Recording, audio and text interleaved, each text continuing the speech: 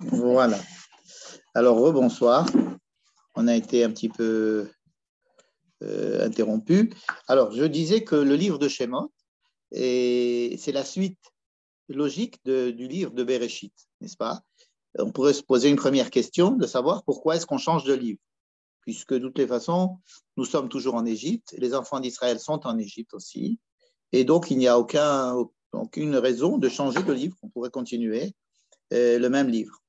Deuxième question que je posais, c'est qu'on nous donne au début du livre de Shemot la liste des enfants d'Israël qui sont descendus en Égypte. Ve'ele Shemot Bnei Israël Haba'im Mitzrayma. Cela nous fait remonter, si vous voulez, à 2 parachiotes plus tôt, puisque il y a 2 parachiotes déjà, on avait donné déjà cette liste. Et elle était à ce moment-là, elle était justifiée puisqu'ils descendaient vraiment en Égypte. Il y avait tous les enfants d'Israël qui descendaient avec Jacob. Jacob descendait avec tous ses enfants et on donnait la liste des enfants, le nom des enfants, le nom des petits-enfants, ce qui faisait en tout à peu près 70. Et donc cette semaine, on revient sur cette information qui est les enfants d'Israël qui viennent en Égypte.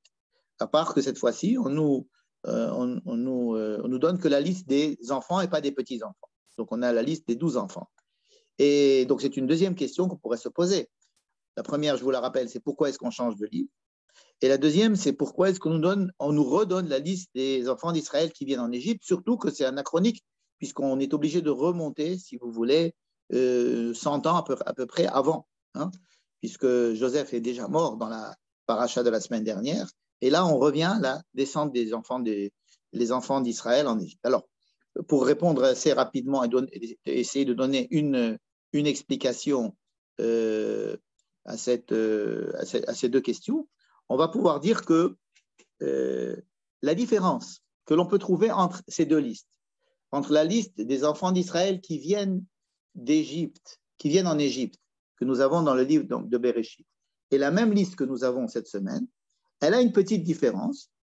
C'est que dans la liste du livre de Bereshit, la partition des enfants d'Israël se fait entre les enfants de Rachel, et les enfants de Zilpa, ensuite les enfants de Léa de Zilpa, ensuite de Rachel et de Bilha.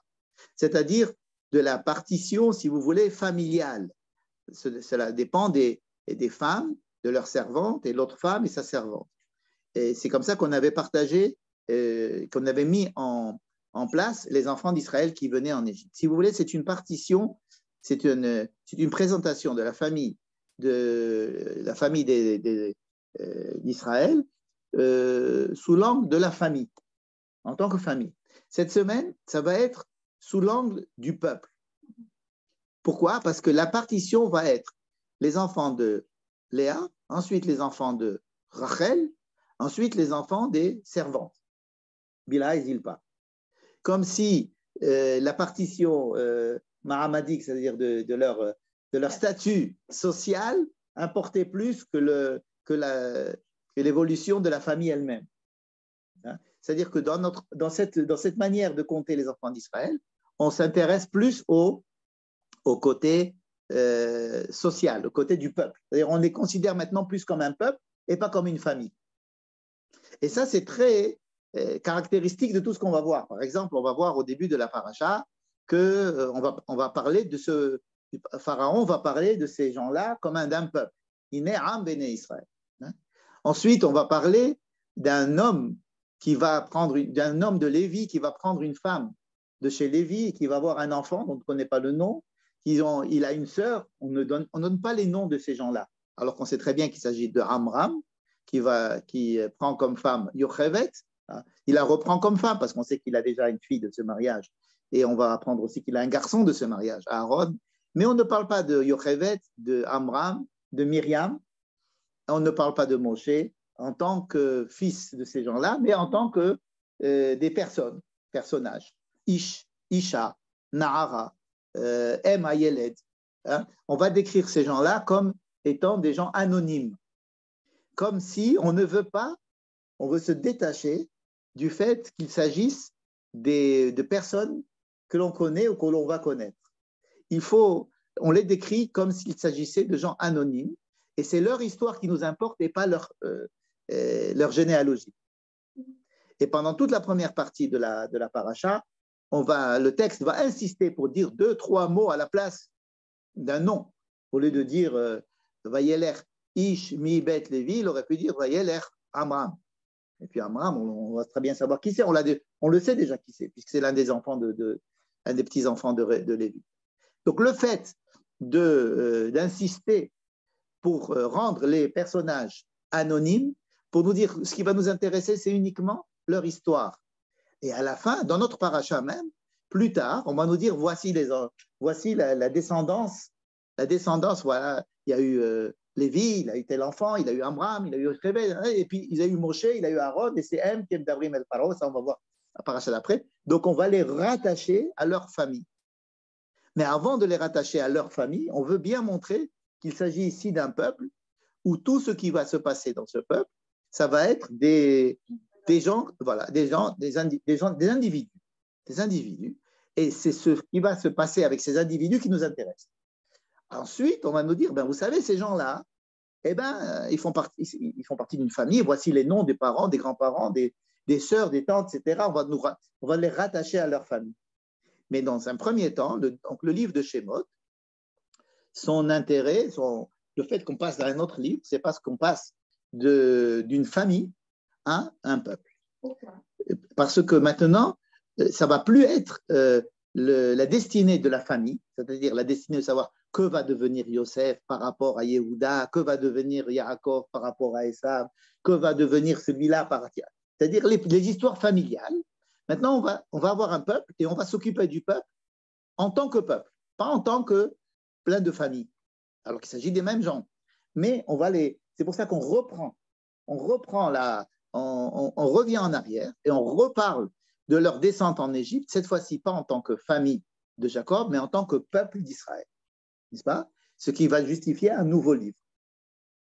Parce que la manière dont Dieu s'est dévoilé jusqu'à présent, il s'est dévoilé, si vous voulez, dans le livre de Bereshit, Dieu s'est dévoilé comme étant le Dieu qui a créé le monde, qui a un projet et qui s'adresse à des personnes. Et là, nous allons avoir on va découvrir un Dieu qui ne s'adresse plus à des personnes, mais qui s'adresse à un peuple. C'est-à-dire son souci maintenant, c'est le peuple. Ce n'est plus des personnes.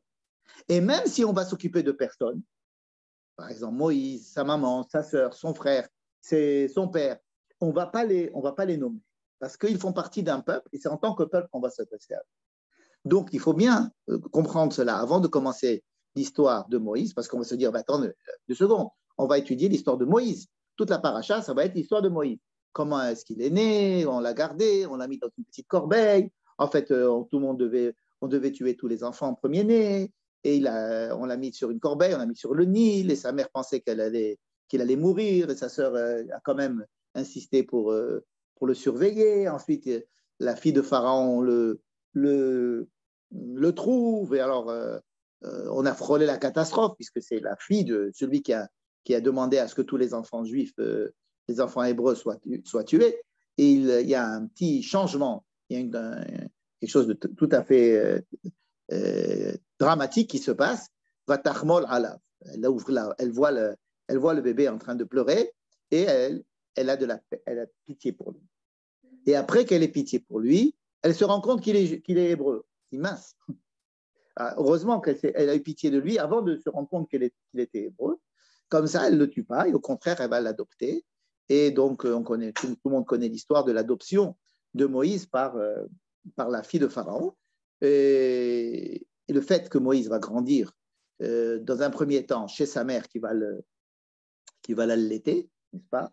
Et ensuite, il va être transmis en adoption. Vraiment, ça sera le fils adopté de Pharaon, de la fille de Pharaon. Il va grandir au palais de Pharaon. Et on va raconter son histoire.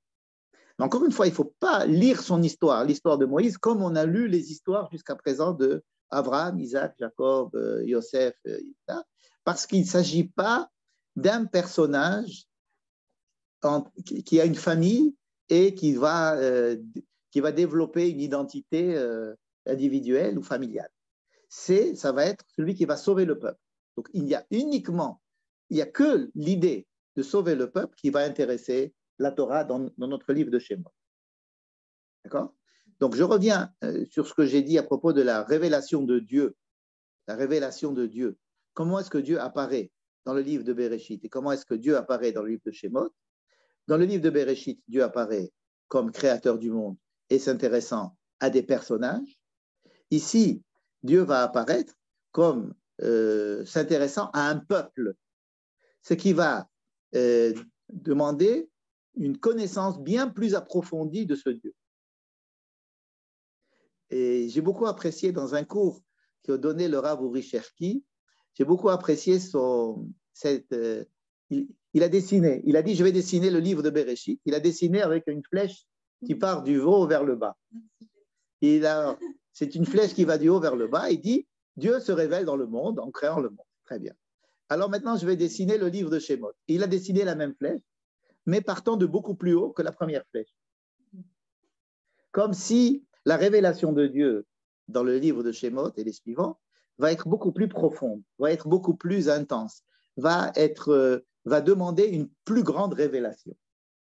Parce que révéler Dieu, Dieu qui se révèle en tant que créateur du ciel et de la terre, ce n'est pas une révélation, parce qu'il a justement créé le monde de telle manière à ce qu'on ne sente pas que c'est lui qui l'a créé. Vous êtes d'accord que quand on est dans le monde et on vit dans le monde, et on n'a aucune raison de croire en Dieu. Il n'y a pas de révélation. Dieu est caché complètement derrière ce qu'on appelle la nature, derrière les lois physiques. Les lois physiques sont immuables. Dieu a tout fait pour qu'on ne le remarque pas, n'est-ce pas? La seule manière dont Dieu se révèle, si j'ose dire, dans le livre de Bereshit, c'est par quelques personnages. Mais si ces personnages ne font pas un certain travail, ne sont pas à la hauteur de cette révélation, il n'y a pas de révélation. Donc Dieu est là pour se révéler à des personnages particuliers. Tandis que là, il va falloir se révéler, donner la possibilité à des gens qui ne sont pas des personnes avec des qualités personnelles extraordinaires, mais à un peuple. Quand on prend un peuple, c'est un peuple. Ce n'est pas une élite. C'est pas lui va savoir qui je suis. Lui, prends-le, lui, il va savoir qui je suis.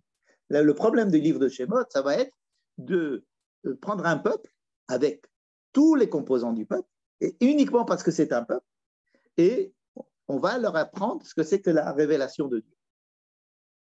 Donc, révéler Dieu à des gens qui n'ont rien demandé, si j'ose dire, qui n'ont pas fait d'études pour ça, qui ne sont pas nés de la cuisse de Jupiter, ici peut-être oui, mais qui n'ont pas fait un travail personnel d'élaboration théologique, philosophique, spirituelle. C'est des gens. Et dans le peuple, il y a tout le monde. Et donc, ça va demander une révélation de Dieu beaucoup plus importante, beaucoup plus compliquée et beaucoup plus lente, beaucoup plus lente. Ça va prendre beaucoup plus de temps. Oui. Donc, dans ce sens, le fait que nous passions à des identités, à un peuple, il faut comprendre que cela demande à Dieu de se révéler de façon différente complètement. D'accord?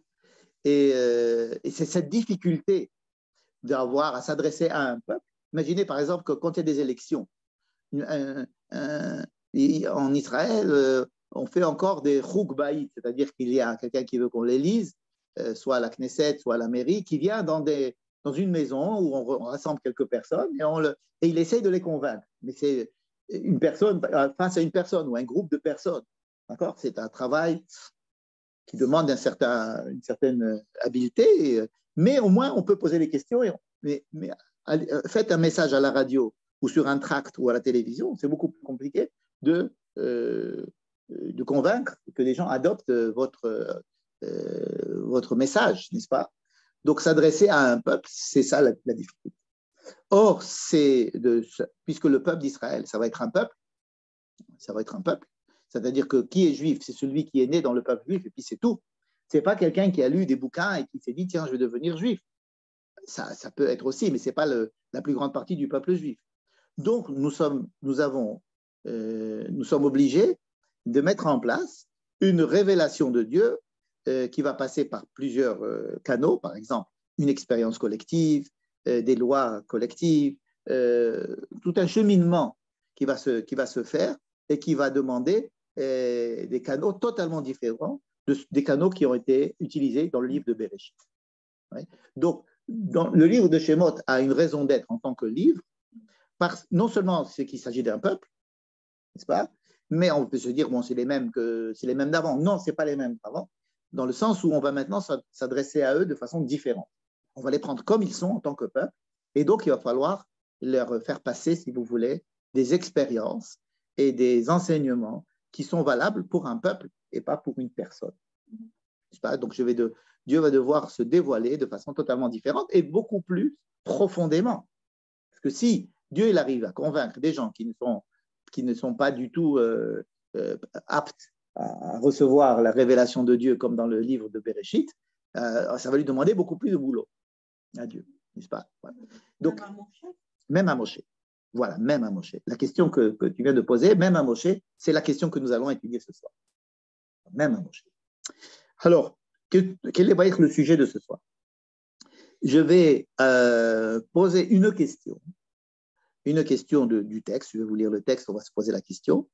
Et à travers ça, on va essayer de comprendre pourquoi dans la plus grande partie de notre paracha, la première partie, vraiment une partie énorme, on va nous raconter la discussion qu'il y a entre Dieu et Moïse au buisson ardent. D'accord?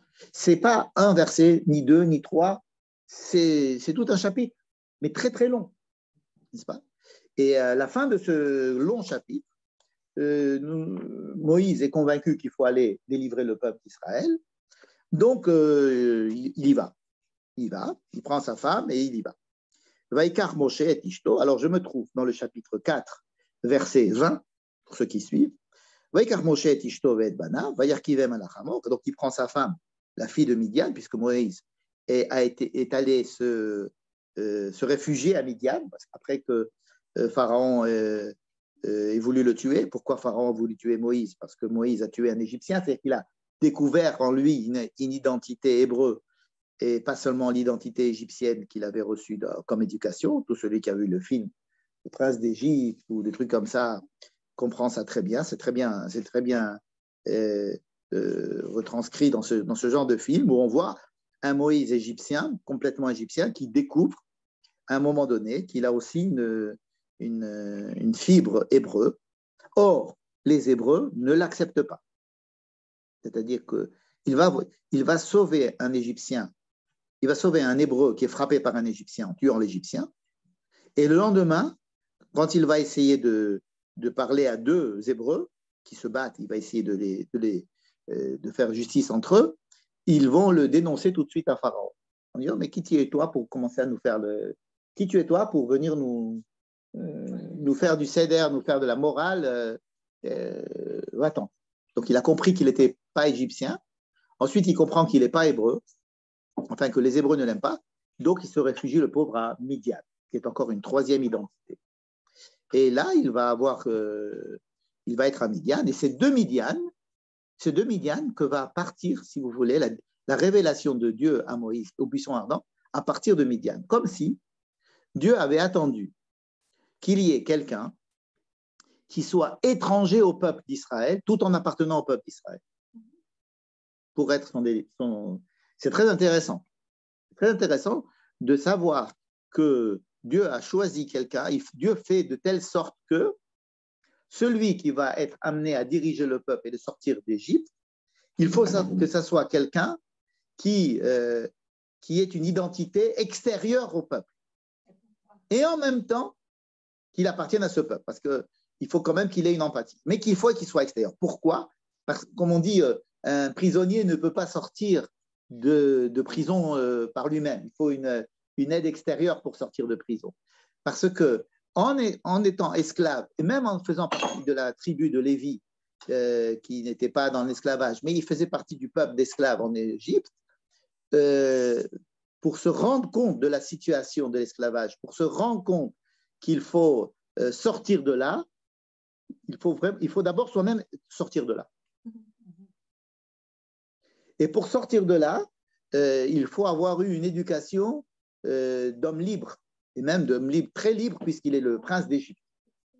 Et par exemple, beaucoup de gens disent pourquoi si Herzl est-ce que Herzl n'avait pas un chapeau, il avait une barbe, il n'avait pas un chapeau, il n'avait pas une kippa, il n'était pas religieux, etc. Et on se rend compte que c'est quelqu'un de totalement extérieur, bien que je sais qu'il y a des... Oui, il est juif, mais Moïse aussi était juif. Mais il n'était pas dans le... Il voyait les choses un petit peu de l'extérieur, un petit peu de l'extérieur. Le côté un petit peu assimilé de Herzl, le côté ouvert au monde, etc., lui permettait de voir les choses de façon extérieure à la chose qu'il faut faire elle-même. C'est qu'une vision extérieure de la chose est indispensable, surtout quand il s'agit d'esclavage. Parce que le principal problème dans l'esclavage, c'est qu'on ne se rend pas compte qu'on est esclave. C'est le problème de l'esclavage. Hein, c'est qu'on se complaît dans cet état d'esclavage. Et pour nous, il n'y a pas de moyen de sortir de cet état-là d'esclavage. Ce qui fait que pour en sortir, il faudrait d'abord venir d'un endroit où il n'y avait pas d'esclavage. Au contraire, on était ce qui asservissait les autres. C'est-à-dire, c'était à l'extérieur de la prison. Maintenant, il doit quand même faire partie de ce peuple parce qu'il doit avoir quand même une empathie. Il faut quand même qu'il sente que c'est ses frères, etc. Et donc, il y a beaucoup d'intérêt à le faire égyptien, le faire anti-égyptien, le faire hébreu et le faire anti-hébreu. Et de l'amener dans un territoire neutre, qui est celui de Midian, hein, Midian était un enfant d'Abraham Avinu, quand même. Un des enfants d'Abraham Avinu, c'était Midian. Et donc, il va chez quelqu'un qui s'y connaît, puisque c'est Yitro, c'est un spécialiste de la question religieuse à Midian. Et c'est de là-bas qu'il va commencer son... Alors, je reviens. Et maintenant, Dieu s'adresse à lui au Sné, n'est-ce pas? Il s'adresse à lui au buisson ardent. Et Moïse va chercher sa femme. Je reviens à mon verset, le verset 20 au chapitre 4. Et donc, il les prend et ils vont en Égypte. Ils vont, et Vayashov Artsa Mitzrayim, il est revenu pour aller vers l'Égypte. Et il prend avec lui le bâton de Dieu dans sa main. Donc, il a des bonnes intentions. Vayomer Hashem el Moshe. Donc, Dieu dit à Moïse, Belartecha la shuv Mitzrayima, quand tu iras en Égypte, rappelle-toi de tous les miracles que je t'ai enseignés. Il lui a enseigné quelques miracles. On va y revenir. Et tu les feras devant Pharaon, et tu diras à Pharaon que j'aimerais bien qu'il fasse sortir le peuple d'Israël. Enfin, j'aimerais bien qu'il fasse sortir le peuple d'Israël. Il faut le dire vite, parce que justement, il lui dit, justement, je ferai tout pour pas qu'il le fasse sortir. J'ai une question. Ouais. Pourquoi Dieu dit pas, אני אגיד בעברית, למה הקדוש ברוך הוא לא אומר ישירות למשה, לפרעה, תשחרר את ישראל, כמו שהוא אמר לטיטוס? Pourquoi est-ce que Dieu ne va pas chez Pharaon et lui dire, écoute, je veux que tu libères. C'est une très très bonne question. Sans miracle. C'est une très bonne question. Sans miracle. Je répète la question parce que tout le monde ne l'a pas entendu. Pourquoi Dieu ne va pas directement chez Pharaon en lui disant, il y a chez toi des gens comme ça, je veux que tu leur donnes l'ordre de remonter en Israël, de partir en Canaan. Est-ce que Dieu peut faire? Oui. Est-ce que Dieu peut parler à Pharaon? Oui. Est-ce que Pharaon peut écouter Dieu? Oui. Pourquoi je dis oui? Parce que ça s'est déjà passé. Dans le livre de Bereshit, on a déjà vu que Dieu était adressé à Pharaon et il lui a dit, tu as avec toi une femme qui s'appelle Sarai, cette femme-là appartient à un autre monsieur, libère-la et renvoie-la en terre de Canaan. Exactement ce que tu proposes. Et Pharaon reçoit la parole divine tout de suite, il s'exécute dès le lendemain matin, il n'a pas besoin d'un traducteur ni rien. Et le lendemain matin, il dit, mais il fallait me le dire, etc. Et puis il renvoie, et Abraham et Sarai prennent plein d'argent et repartent en terre de Canaan. Ça peut se passer très facilement. C'est pas parce que Dieu ne peut pas le faire ou Pharaon ne peut pas le faire. Alors la question est, pourquoi est-ce qu'on va rentrer maintenant dans un livre où la moitié du livre, ça va être comme si on a besoin d'abord d'avoir un intermédiaire, d'avoir une histoire très longue, avoir les 10 plaies, toute cette histoire-là, à quoi elle sert? On a l'impression que les 10 plaies, que Pharaon, que Moïse, que tout ça, c'est mis en place pour convaincre Pharaon de faire sortir le peuple des Juifs. Or, c'est faux. C'est faux. C'est faux. Le but, ce n'est pas du tout de mettre Pharaon en condition. Bien que ce soit la Libye, hein, c'est un jeu. Parce que Dieu le dit dès le départ, il ne va pas accepter de... Je vais tout faire pour qu'il n'accepte pas de vous. Donc, on utilise Pharaon comme un pantin, pratiquement.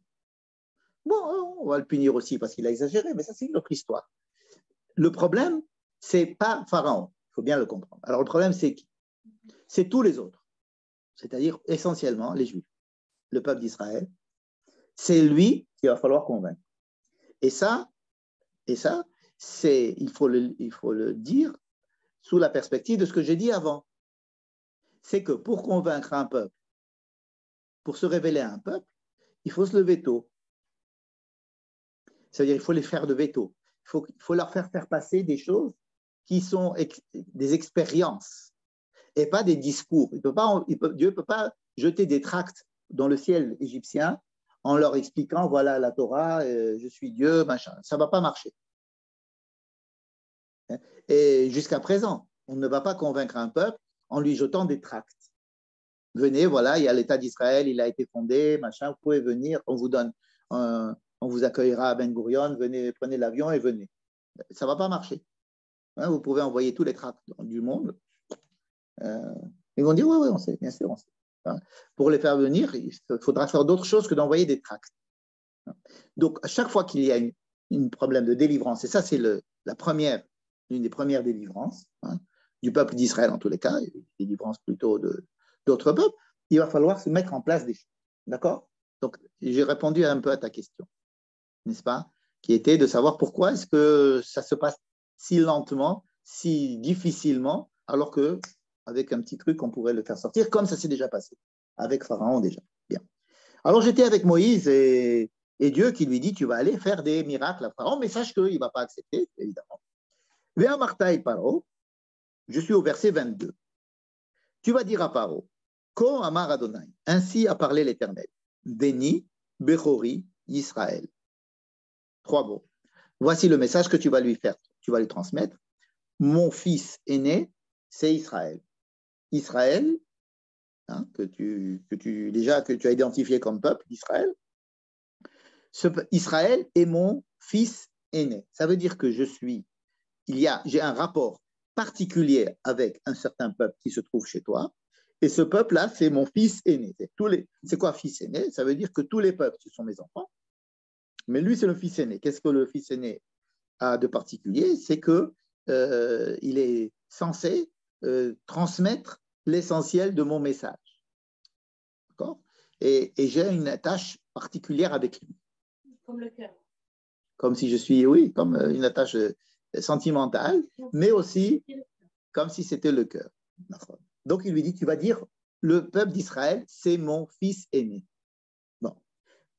Va Omar Elecha, et je t'ai déjà dit, alors qui c'est qui parle? C'est Dieu qui dit à Moïse, tu vas aller voir Pharaon et tu vas lui dire que je t'ai déjà dit, envoie mon peuple, hein, or tu as déjà refusé de les renvoyer. Alors, je vais tuer ton fils aîné. C'est fini. C'est fin de les guillemets. Je répète. Moïse n'est pas encore retourné en Égypte. Il n'a pas revu Pharaon. Dieu lui dit, tu vas aller dire à Pharaon qu'il doit libérer, que jusqu'à présent, il a refusé de renvoyer mon peuple. Bien que je t'ai déjà demandé plusieurs fois de le renvoyer, tu as refusé de le renvoyer. Et alors maintenant, j'en ai marre, je vais te tuer ton fils aîné, parce que Israël, c'est mon fils aîné. C'est ce que tu vas dire à Pharaon. Vous êtes d'accord que c'est écrit dans notre paracha. Il n'y a rien eu encore. Il n'a même pas vu. C'est pas qu'il a savait. Ces deux phrases sont anachroniques. Elles ne peuvent pas être écrites ici. Or, elles sont écrites ici. D'accord? Ces deux phrases manquent. D'ailleurs, dans la suite de l'histoire, parce qu'à chaque fois qu'il va y avoir une plaie, pratiquement à chaque fois, Dieu va dire à Moïse, va chez Pharaon, va lui dire cela pour qu'il fasse sortir le peuple. Moïse va chez Pharaon dit Dieu a dit que tu fasses sortir le peuple, sinon je t'envoie cette plaie. Pharaon lui dit, ok, je ne veux pas les faire sortir, alors il envoie la plaie. Après qu'il a envoyé la plaie, Pharaon appelle Moïse, il lui dit, oh bon, d'accord, je les renvoie, enlève-moi la plaie, je les renvoie. D'accord? Ensuite, Dieu va dire à Moïse, ok, maintenant va chez lui et dis-le, non, non, je ne les renvoie plus. Ok, je vais t'envoyer une deuxième plaie, une troisième plaie. C'est ce qu'on appelle la hatra. Il y a toujours une annonce de la plaie suivante. Or, dans la plaie de la mort des premiers-nés, qui est la 10e, comme vous savez, il manque là-bas la hatra. Il manque ces 2 versets. Elle est là. Oui, elle a dit ça au début. Et ces 2 versets ont été coupés là-bas et ils ont été mis ici. Ça, c'est la question qu'on va se poser. Pourquoi ils ont été coupés là-bas? Là-bas, ça manque. Là-bas, il n'y a pas écrit « Va dire à Pharaon que jusqu'à présent, tu as refusé, maintenant, ça y est, c'est la fin, je vais tuer ton premier-né. » Il n'y a pas écrit là-bas. Et ça manque, parce qu'à chaque fois, il lui dit la même chose. Je vais maintenant t'envoyer les bêtes sauvages. Maintenant, je vais t'envoyer et maintenant, je vais te rendre le Nil, ça va être du sang, etc. D'accord? Ça n'existe pas dans la plaie des 10 premiers-nés. Or, ça existe ici. Ça veut dire qu'il est clair que ces 2 versets sont, leur place, c'est là-bas. Parce que là-bas, il manque. En plus, la manière, le texte le dit, jusqu'à présent, je t'ai déjà dit de les envoyer et tu as refusé. Et maintenant, j'en ai marre, je vais ton premier-né, etc. Ça ne peut pas être écrit ici. Donc, vous êtes d'accord que ces 2 frères, ouais, que le verset 22 et le verset 23 n'ont rien à faire ici. Gardons cette question en tête et continuons le texte. Vaïhi baderer bamalon. Donc Dieu a fini de parler à Moïse. Mais Moïse continue son chemin. Mais il s'arrête en chemin dans un hôtel, un motel, un malon. C'est écrit malon. Un malon. c'est quoi, Manon? Un malon, on ne sait pas. C'est un hôtel, c'est un endroit. Alors si c'est un malon, c'est un endroit où on va dormir. Mais c'est pas un endroit. Bon allez, on sort les sacs de couchage et on dort. C'est, je ne sais pas, ils se sont installés quelque part. On ne sait pas exactement ce que c'est que ce Manon, hein, mais c'est qu'un endroit où on commence on fait une étape, mais on s'installe. Soit cette étape existait déjà, et alors dedans, on va chez l'aubergiste et on lui dit, je veux peut-être 2 chambres pour moi et mes enfants, ils disent, vous n'avez pas des petits lits pour les bébés, etc. Et alors, on commence à s'installer bien là-bas, on ne prend pas une nuit, mais on prend quelques jours, hein. Ou soit soi-même, on commence à pas faire une tente, une simple tente, mais on fait une grande tente, on commence à déployer son truc jusqu'à ce que ce soit un malon. Alors Moïse fait ça en route. Vaïf Geshehu Adonai, et alors Dieu le rencontre. Oui, jusqu'à présent, il le rencontrait beaucoup. Là, Vaïf Geshehu Adonai, Dieu l'a rencontré. C'est pas qu'il lui a parlé, c'est qu'il l'a rencontré. Il y a un mifgash. On dit qu'est-ce que c'est un mifgash? On dit un ange, peu importe. En tous les cas, il y a une rencontre. Vaïvakesh Hamito. Dieu a voulu tuer Moïse. C'est le texte, hein? Ce n'est pas un midrash. Dieu a voulu tuer Moïse. Vaïvakesh Hamito.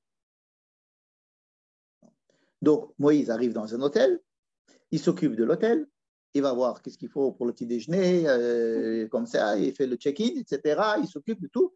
Dieu vient et veut le tuer. À Moïse. Le verset 25. Vatikar.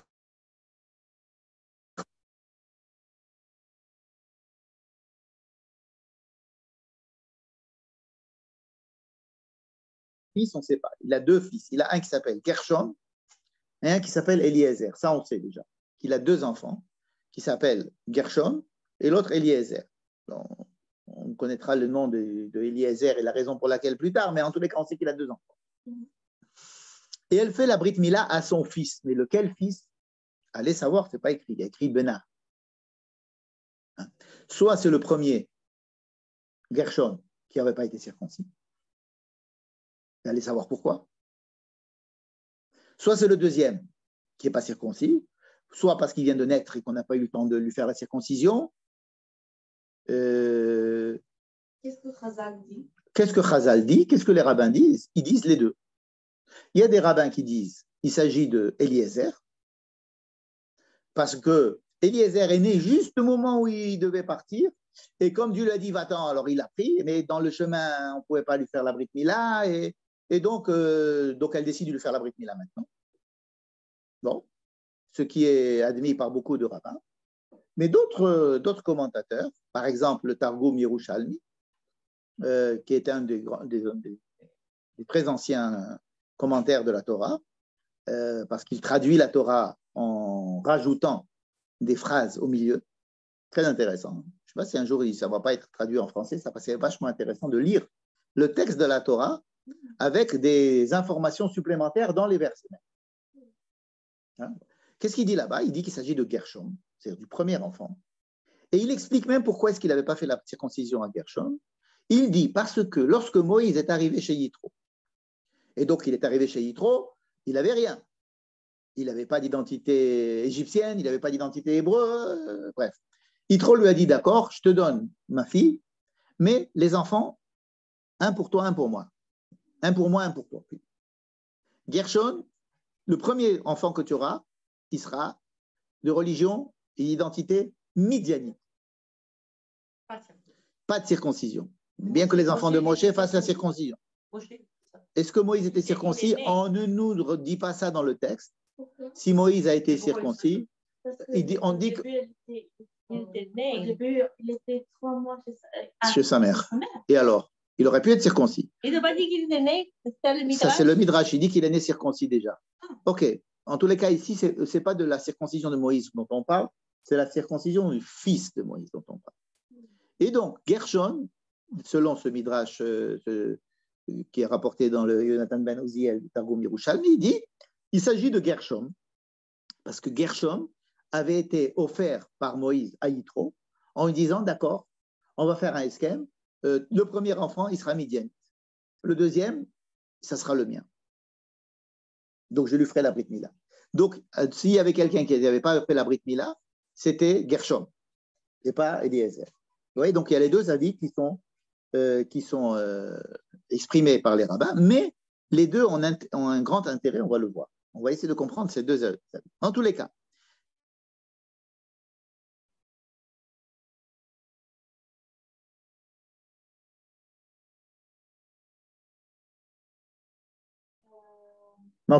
les femmes, dans notre paracha, c'est que des femmes qui prennent des initiatives et qui sauvent la situation.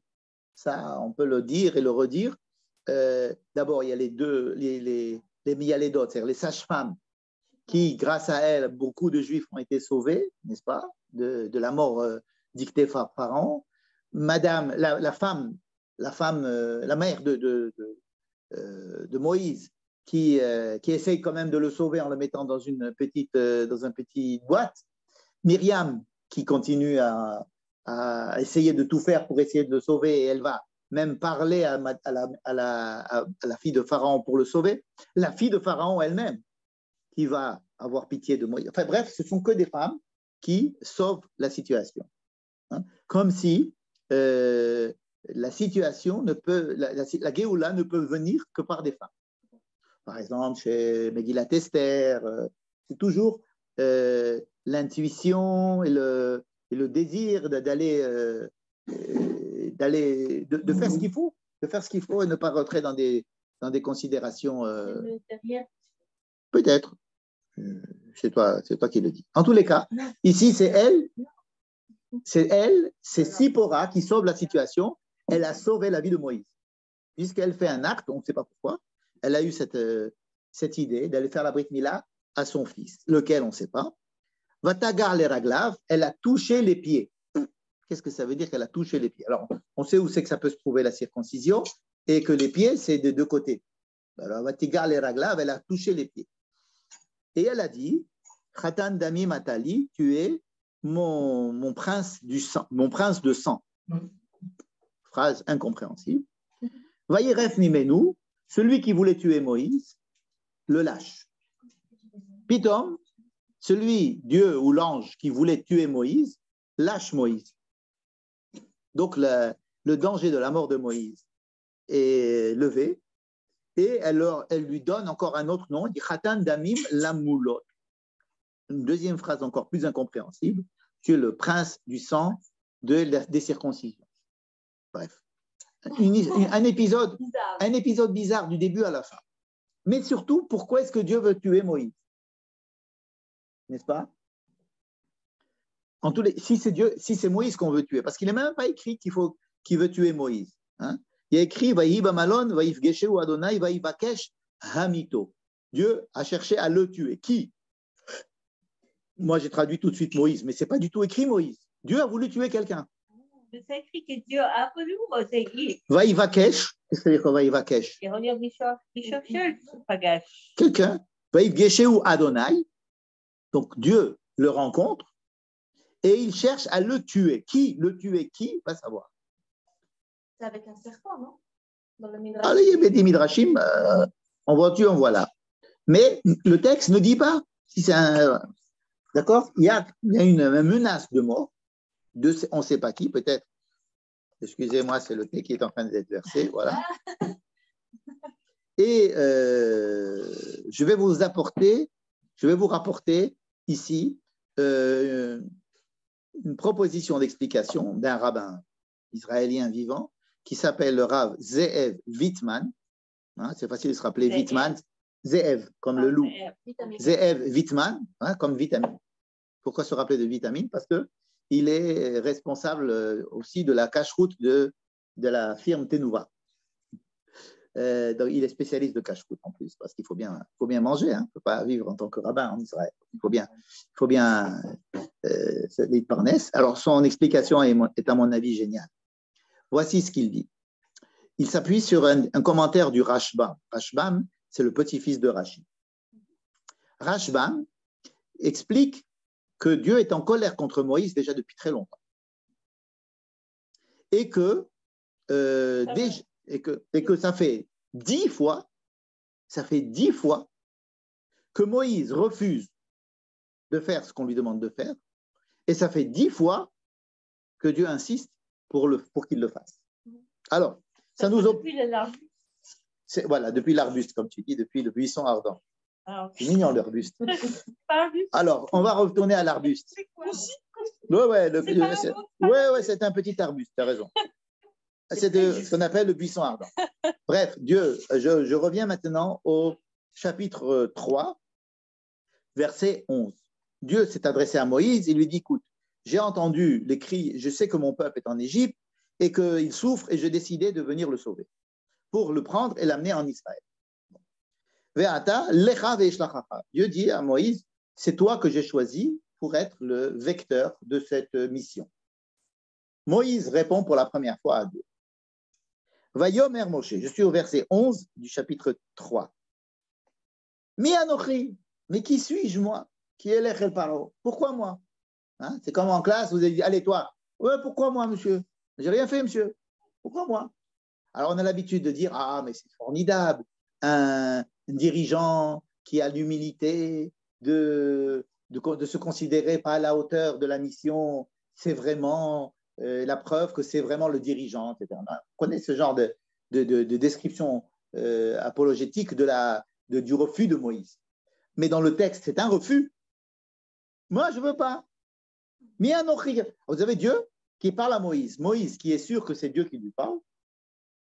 D'accord? Comment? Je ne sais pas. Dans tous les cas, il ne doute pas que c'est Dieu qui lui parle. Et il lui dit, moi, je ne veux pas. Mais qui suis-je? Et je vais sortir le véto, ça ne va pas, non? Qui c'est qui dit ça ne va pas à qui? Moïse dit ça ne va pas à Dieu. Et alors, Dieu ne se démonte pas. Il lui dit, ne t'inquiète pas, je serai avec toi, je vais te donner des miracles, tu vas voir, tout va bien se passer. Et Moïse répond, disons, je vais chez le peuple d'Israël. Je suis au verset 13. Je vais leur dire ce que tu me dis. Ils vont commencer à me poser des questions. Qui c'est, comment il s'appelle, etc. Donc, deuxième fois, Moïse commence à poser des problèmes dans sa. Keilou, il pose des problèmes. Il dit non, je ne veux pas. Comment il s'appelle? Dieu lui dit, voilà, tu leur diras, je m'appelle comme ça. Moïse ne dit rien. Moïse ne dit rien. Comment je sais que Moïse ne dit rien? Parce qu'il y a écrit Vayomer Od Elohim. C'est-à-dire Vayomer Elohim, El Moshe, Eye asher eye. Kotomar li bnei Israël, eye shelachani alechem.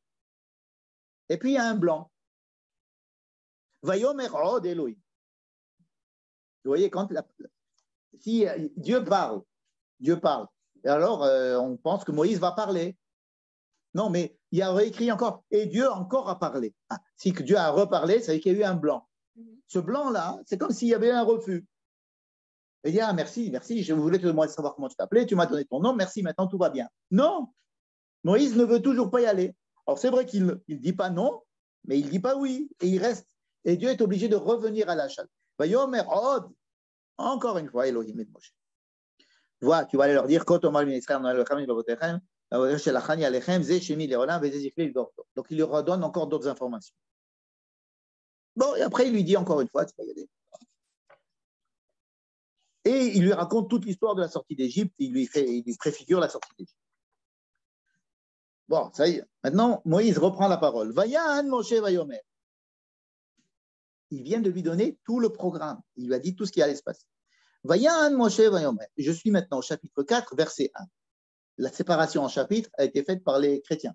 Donc, on ne peut pas s'appuyer sur ça pour est-ce qu'on passe de chapitre. Mais personne ne va me croire. Ils ne vont pas me croire. Yaouli, ça fait combien de fois il faut que je t'explique? Ils ne vont pas m'écouter, ils vont me dire, mais qui c'est qui t'a parlé? Vayomer Adonai, Vayomer Elav Adonai.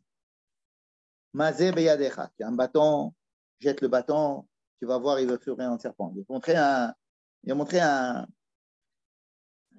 Et ça ne le fait pas bouger à Moïse. Vayomer Adonai lo od. Encore une fois, ça veut dire que Moïse, ça l'a pas, il n'a pas bougé Moïse. Même qu'il lui a donné un miracle, et que c'était Dieu qui parlait jusqu'à présent. Il écrit Vayomer Adonai od. Je sais pas, vous voyez od, ça veut dire que Dieu revient à la charge. Pour revenir à la charge, c'est que vraiment, il insiste que l'autre, il n'est pas du tout partant.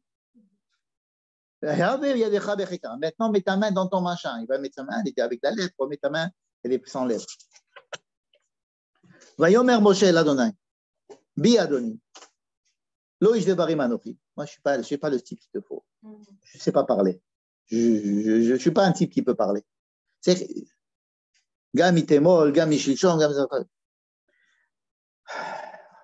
Je soupire à la place de Dieu. Il est fatigant, Moïse. Vayomer Adonai là. Mais tu sais qui c'est qui a créé l'homme et qui c'est qui a mis une bouche chez l'homme? C'est moi. Qu'est-ce que tu me dis maintenant que tu as des problèmes d'élocution? Ça va, moi je suis un très bon orthophoniste. T'en fais pas, je vais arranger ça. D'accord? Vayomer. Maintenant il rappelle encore Moïse. Bi Adoni. Shelachna beyatisla. On voit quelqu'un d'autre. Et là, le verset 14. Vaïharaf Adonai be Moshe. Vous voyez comment c'est, Dieu, il n'en pouvait plus. Il a commencé à s'énerver contre Moshe. Vayomer. Alors, Aaron achicha Levi yadati. Alors, tu sais quoi, je vais t'envoyer à Aaron, lui, il va parler, toi. Ça, vous êtes que deux. D'accord? Il lui donne cette solution-là. Mais vraiment, on voit que l'énervement de Dieu commence à monter.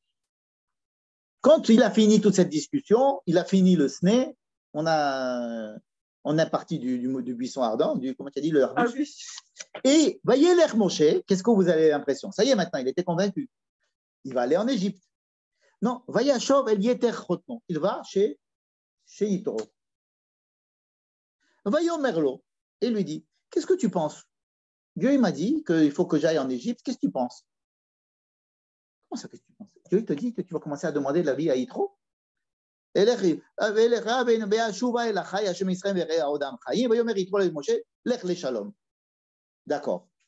Ça veut dire que Moshe, il était encore sous l'emprise de Yitro, à tel point que même que Dieu lui dit tout ce qu'il lui a dit, ça fait déjà 3 heures, et il est obligé de lui demander, et jusqu'à ce que Yitro lui dit, allez, vas-y.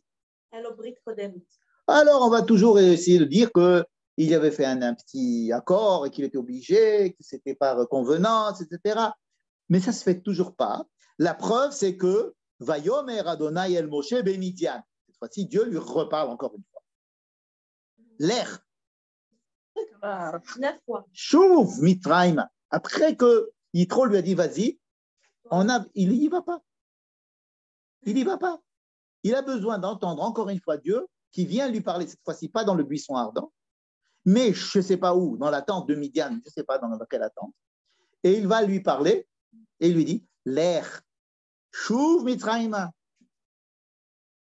Bon, alors Moshe, il prend sa femme et ses enfants et il les met sur un chameau. Pourquoi est-ce qu'il prend sa femme et ses enfants? Je ne sais pas. Peut-être pour avoir un alibi pour revenir. Il va dire, tu as vu, il a eu de la fièvre, je suis obligé de revenir. Je ne sais pas pourquoi. Après, bref, il prend sa femme et ses enfants et il y va. Et il va là-bas et après, il va dans le Malone et il s'installe dans le Malone et il commence à faire des, comme ils disent les Midrashim, la Asok Beriske Malone. Il a commencé à s'occuper de check-in, ça a commencé à. Ça fait 10 fois ce que je viens de faire. Ça fait 10 fois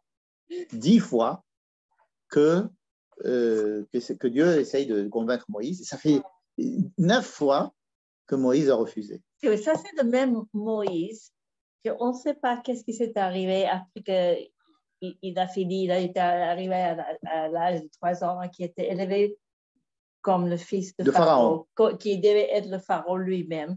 On ne sait pas qu'est-ce qui s'est passé. On ne sait pas rien. Quelle évolution qu'il a vu de souffrance des Hébreux et qui a tué un Égyptien et puis que les gens ont tourné contre lui. Voilà. Alors, c'est assez traumatique pour dire, OK, je sais, je comprends que tu as une... Et puis, il se sauve parce que il l'accueille, il donne sa femme et... D'accord, tu me racontes l'histoire de Moïse jusqu'à présent. Oui, non, mais on ne sait pas qu'est-ce qui s'est passé. Je veux dire, on ne sait pas ce qui s'est passé. On a essayé et voilà, c'était traumatisant. Ok, d'accord, on va trouver des excuses à Moïse. C'est pas excuse. Comme on dit en arabe, Azizi, le pauvre, tout ce qu'il n'a pas souffert jusqu'à présent. Le pauvre chéri, Moïse, etc. Enfin, quand même, il s'agit de la Torah. Non, on n'est pas en train de décrire l'état psychologique d'une personne. Okay. Il s'agit de la Torah qui prend au sérieux les choses et nous devons prendre au sérieux la longueur et le détail de toutes ces discussions et de se rendre compte que Moïse, pendant au moins 9 fois, a refusé de faire ce que Dieu lui demandait de faire. N'est-ce pas? Et lorsque Dieu va venir chez Moïse, la 10e fois, voici la proposition du Rav Ze'ev Wittman. Dieu, il va dire à Moïse, Moïse, je vais te tuer tes enfants si tu ne fais pas ce que je te dis. Je te tue ton premier-né. Je vais tuer ton premier-né. Israël, pour moi, c'est un premier-né. Je n'ai pas de considération Pour moi, j'ai une attache sentimentale, j'ai une attache d'alliance tellement forte, je ne peux pas... de la même manière qu'Israël, c'est mon premier-né, et que je ne suis pas prêt à le perdre, toi, si tu es prêt à perdre mon fils, alors moi, je te tue ton fils. Dieu, il va dire à Moïse, je vais te tuer ton fils. Mais il ne va pas lui dire comme ça. Comment il va lui dire? La Torah va être gentille. Elle va écouter tes belles paroles de mère juive qui veut et comprendre son fils et le justifier. Il va lui dire, tu vas dire à Pharaon que je vais tuer son fils. Ah. Ça veut dire que la phrase que Dieu dit à Moïse, que Dieu dit à Moïse de dire à Pharaon, c'est la phrase que Dieu dit à Moïse, pour son fils. Quand il a écrit que Dieu a cherché à le tuer, c'est qu'il a voulu mettre en pratique le verset qui venait juste avant, qui est « Je vais tuer ton premier-né ». Simplement, on fait comme s'il s'adressait à Pharaon. Je résume. Il y a 10 plaies contre 10 mots. 10 plaies qui vont être 10 étapes pour essayer de convaincre Pharaon, yani le peuple d'Israël, à sortir d'Égypte. Eh bien, il ne va pas être plus facile de convaincre d'abord Moïse, qui lui-même, il faut le convaincre avec 10 plaies, j'allais dire. Ce n'est pas 10 plaies, mais c'est 10 étapes on va le discuter. Alors, c'est plus facile d'essayer de convaincre une personne qu'un peuple. D'accord. 10. Tout ce que je viens de dire, c'est 10. Et la 10e, c'est qu'on veut tuer son premier-né, à Moïse. Et comment est-ce qu'on s'en sort avec la 10e plaie? Parce que Dieu devait tuer tout le monde en Égypte. Il passait pour tuer tous les premiers-nés. Sauf, tu prends du sang et tu le mets sur les deux mezuzot et sur le linteau. Rappelez-vous de l'image des pieds de Sipora qui fait la Brit Mila. D'abord, il fallait faire la Brit Mila avant de sortir. Celui qui n'a pas fait la Brit Mila ne pouvait pas sortir d'Égypte. Donc, il y a du sang versé. Et avec ce sang, il faut mettre du sang à droite, à gauche et en haut. Et quand elle fait la Brit Mila, et elle met du sang sur les pieds, à droite, à gauche, et évidemment, la Brit Mila, il y avait du sang. Et ce n'est que quand elle va tagar les raglav,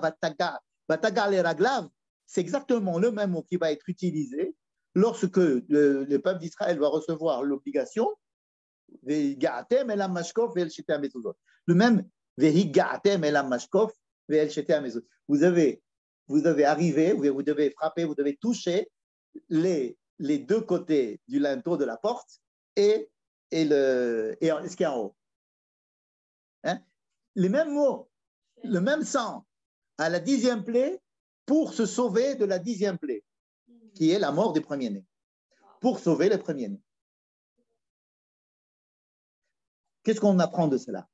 On apprend de cela qu'il n'est pas du tout question, pour répondre à ta question, il n'est pas du tout question de convaincre Pharaon. D'ailleurs, Dieu va tout faire pour ne pas que Pharaon soit convaincu, parce que s'il est convaincu, on ne peut plus continuer notre histoire.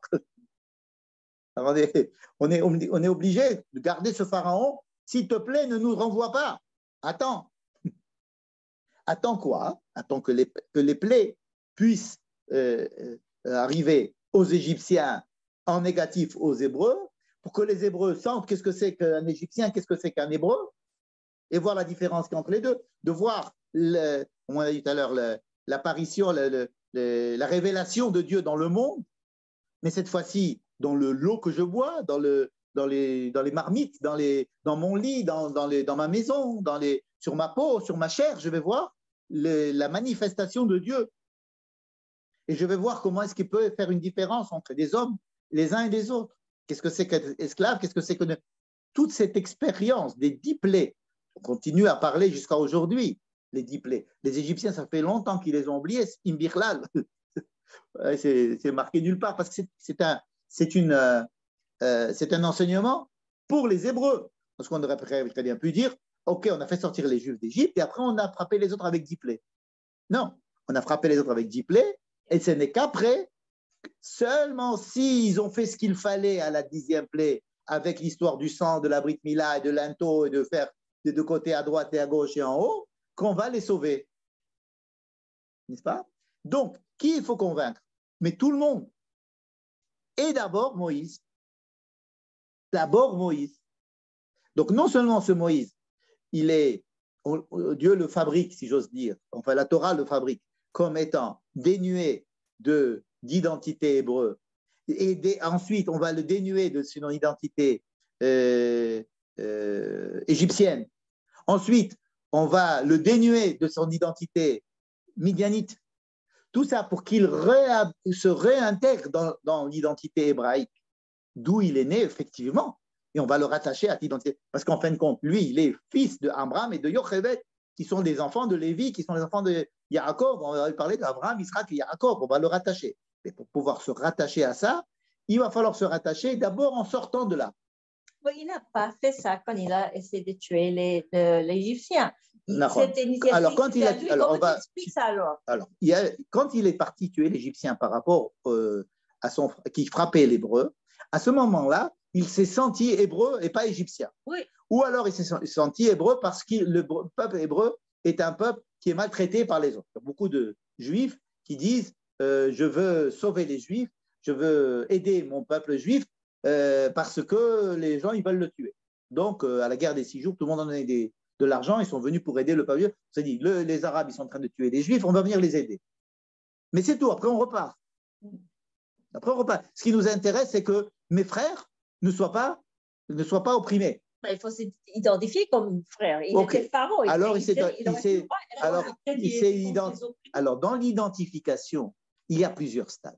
Il y a l'identification. Ensuite, il se dit, bon, maintenant, imaginez quand même un juif qui a donné beaucoup d'argent à Israël, qui est venu, il a investi toute sa fortune en Israël, pour Israël, et puis il a reçu on lui a fait un coup. Ça peut arriver en Israël. Fait un coup, un sale coup. Il dit, ah ben, si c'est comme ça, laissez-moi tranquille de vous, du juif, des Israël, et je m'en vais.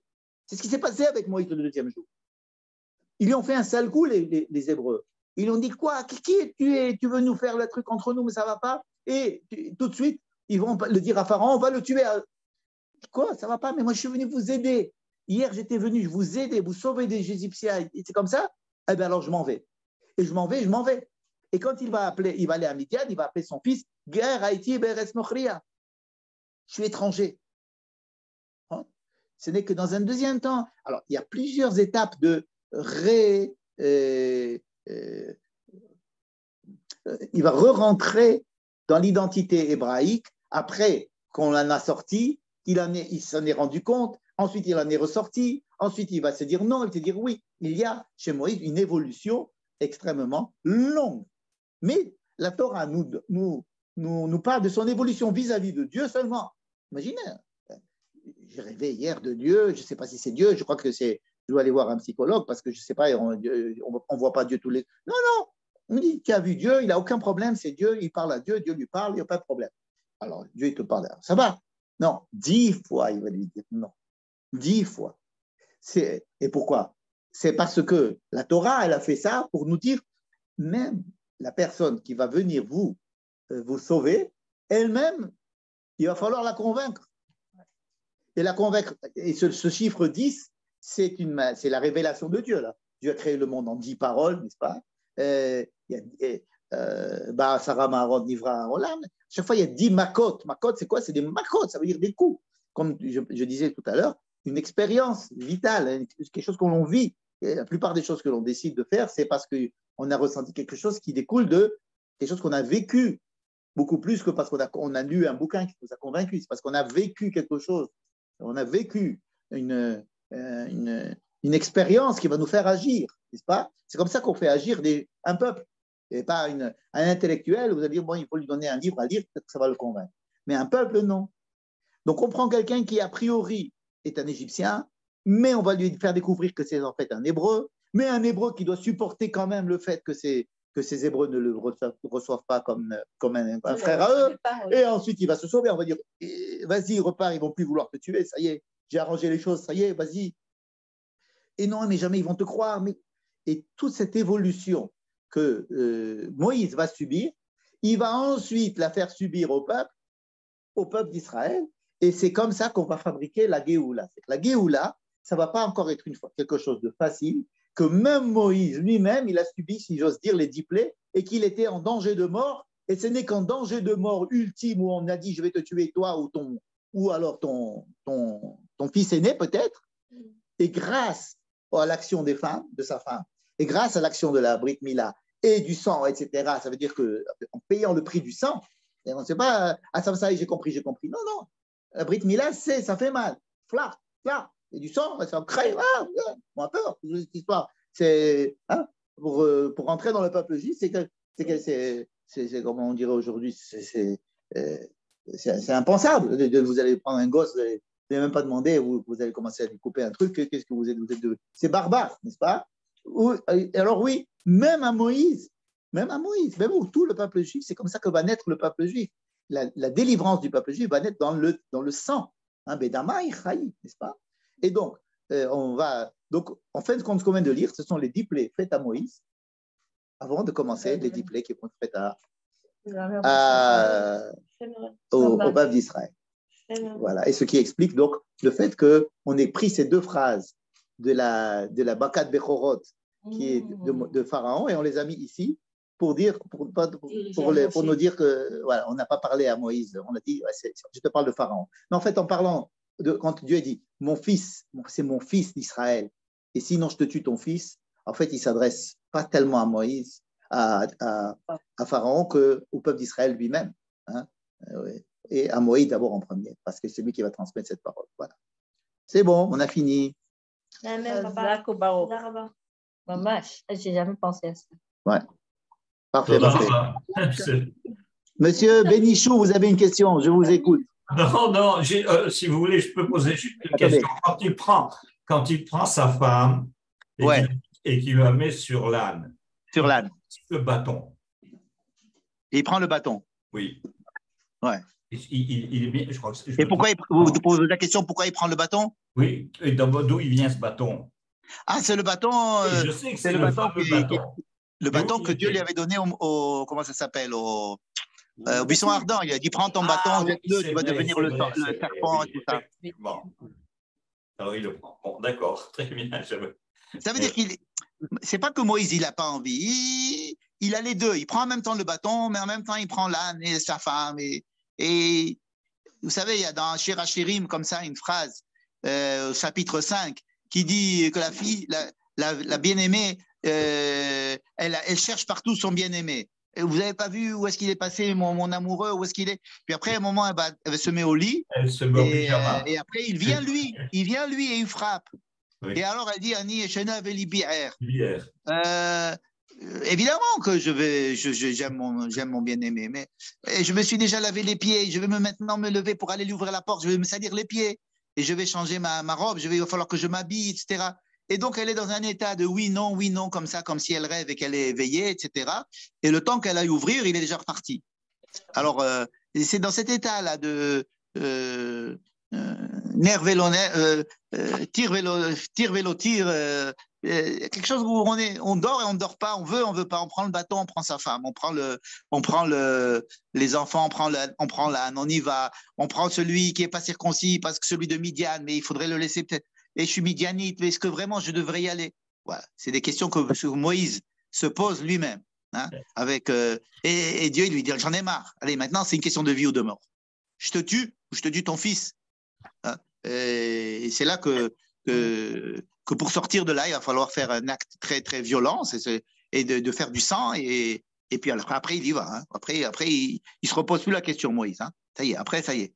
Mais après, il va falloir qu'il convainque tout le peuple. Ouais, Michel, je peux une question? Michel, comment vas-tu? Oui, Baruch Hashem. D'abord, à propos de la femme de Tzipora, et on ne sait pas très bien pourquoi il l'amène maintenant avec son fils, parce qu'après, elle va disparaître, elle va revenir, et elle revient avec Yitro. Il s'est passé quelque chose au milieu, il l'a renvoyée. Pourquoi il l'a amenée avec lui, s'il comptait la renvoyer de toute façon? Maintenant, j'ai une autre question aussi, c'est que, est-ce que, d'après ce que tu dis, est-ce que le rôle de Aaron dans tout ça, il est Bediavad? C'est-à-dire que c'est une pshara que fait Bediavad. Il n'était pas prévu à la base. Moshe aurait dû être seul dans tout le talib. Moïse aurait dû être seul. Aaron, c'est un compromis. D'ailleurs, Moïse aurait dû être le grand prêtre. D'ailleurs, il va être le grand prêtre pendant quelques jours jusqu'à ce qu'il donne les pouvoirs à Aaron. Mais il devait être lui le grand prêtre. Et à cause de tous ces refus, il va perdre la prêtrise et c'est Aaron qui va venir le substituer. Oui, c'est des prix à payer. Tout ça, ce sont des prix à payer. Aaron n'était pas prévu dans l'histoire dès le début.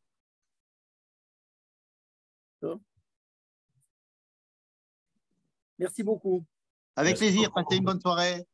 Bonne nuit. À bientôt. Bye bye. Au revoir.